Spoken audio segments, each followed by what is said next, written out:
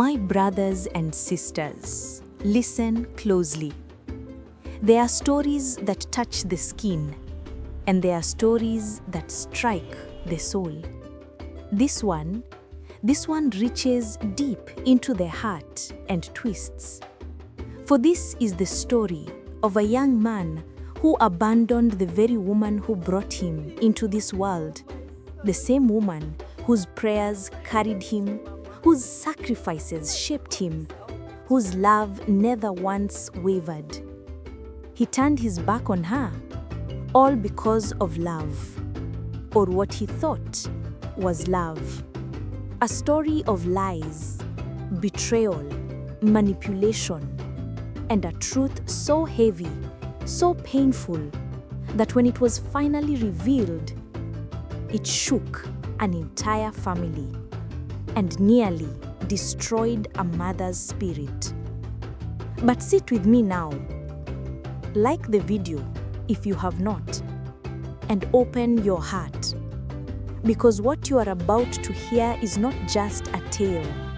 It is a warning, a reminder that sometimes the sweetest voice carries the darkest intentions, and not every person who touches your hand truly wishes your soul well. Now, listen as we journey into the city of KwaThula. In the heart of KwaThula, a fast-growing city tucked between the rolling hills of KwaZulu-Natal and the bustling trade routes of Durban, life moved with a rhythm all its own. The people of KwaThula were warm and expressive, a proud mix of tradition and modernity. Some still wore beautiful Zulu prints and beaded jewelry, while others dressed in the latest Western styles. Taxis hummed through the streets, vendors called out their prices, and every corner felt alive with gossip, laughter, and sometimes secrets. Among the many families in KwaThula, Mama Zinhle was well known. She was a strong, dignified woman in her late 50s, the kind of mother who carried wisdom in her eyes and firmness in her voice. Her neighbors said she had a heart big enough to feed the whole community, but a tongue sharp enough to warn anyone who dared misbehave. She had raised her only son alone after losing her husband. That son was Lethabo. Her pride, her joy, and sometimes her greatest heartache. Lethabo was 27, tall, handsome, and ambitious. He worked in a logistics company near the harbor. Everyone said he inherited his father's charm and his mother's sharp mind. But something about him was restless. He wanted to be seen as important, respected, even feared. And because of that hunger for validation, he often listened to the wrong people. And the worst of them all was Ayanda. Ayanda was beautiful, the kind of beauty that made heads turn on the streets of KwaThula. Long braids, a glowing smile, and fashion sense that matched the influencers on Instagram. But beneath her charm was a shadow only those close to her noticed. She loved attention, she loved control, and she loved the feeling of being desired by men. She was the type to smile sweetly at you while hiding a secret that could shatter a home. When Lethabo met her at a rooftop lounge one weekend, he fell fast and deep. Within weeks, Ayanda became the center of his world and the wedge between him and his mother. At first, Mama Zinhle welcomed her with the warmth she offered everyone. But Ayanda was not satisfied being loved. She wanted to isolate Lethabo. Whenever Mama Zinhle corrected her or advised her gently, Ayanda twisted the story. "She hates me," she cried to Lethabo. "She doesn't want us to be together."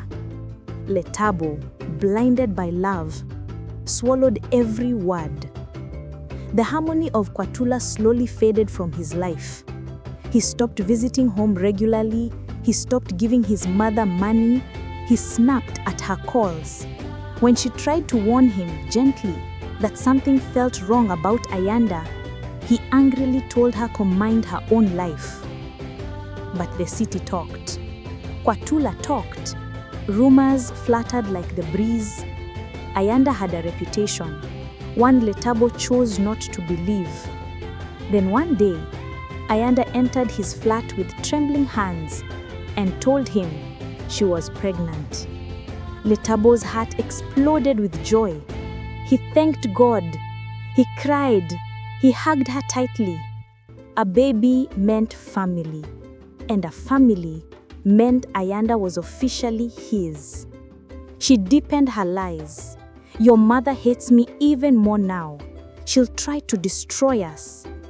And so Lethabo turned cold toward Mama Zinhle, the very woman who had carried him, fed him, fought for him, sacrificed for him.